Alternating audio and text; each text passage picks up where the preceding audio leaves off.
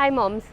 പലപ്പോഴും കുഞ്ഞ് പല്ല് കടിക്കുന്നു, പല്ല് ഞെരുമുന്നു എന്ന് പറഞ്ഞിട്ട് പല അമ്മമാരും വിരയുടെ മരുന്നിന് വേണ്ടി ഒ പിയിൽ വരാറുണ്ട്. ഇതിനെ മെഡിക്കലി ബ്രക്സിസം എന്നാണ് പറയുന്നത്. മോണയ്ക്കും പല്ലിനും എന്തെങ്കിലും പ്രശ്നങ്ങളുണ്ട്, അല്ലെങ്കിൽ ഒത്തിരി ഹൈപ്പർ ആക്റ്റീവ് ആയിട്ടുള്ള ഒരു കുട്ടിയാണ്, സെറിബ്രൽ പോൾസി ഉള്ള ഒരു കുട്ടിയാണ്, ഇതൊക്കെ കാരണങ്ങളാണ്.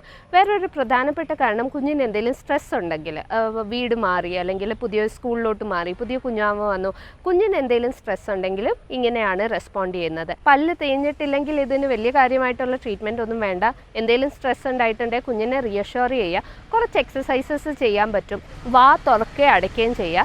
ആ വാ തുറക്കുകയും അടയ്ക്കുകയും ചെയ്യുന്ന സമയത്ത് കുറച്ചൊരു റെസിസ്റ്റൻസ് കൊടുക്കുക. ഇവിടെ ഒരു ബലം കൊടുത്തിട്ട് അഗെയിൻസ്റ്റ് റെസിസ്റ്റൻസ് വാ തുറക്കാനായിട്ട് പറയുക. അതുപോലെ തന്നെ താഴത്തെ ജോ മുമ്പോട്ടും പുറകോട്ടും ആക്കാൻ പറയുക, സൈഡിലോട്ടാക്കാൻ പറയുക. അപ്പോൾ ജോ എക്സസൈസസ് കുറച്ച് ചെയ്താൽ ഇതിന് കുറച്ചൊരു ആശ്വാസം ഉണ്ടാവുമെന്നാണ് പറയുന്നത്. Thank you.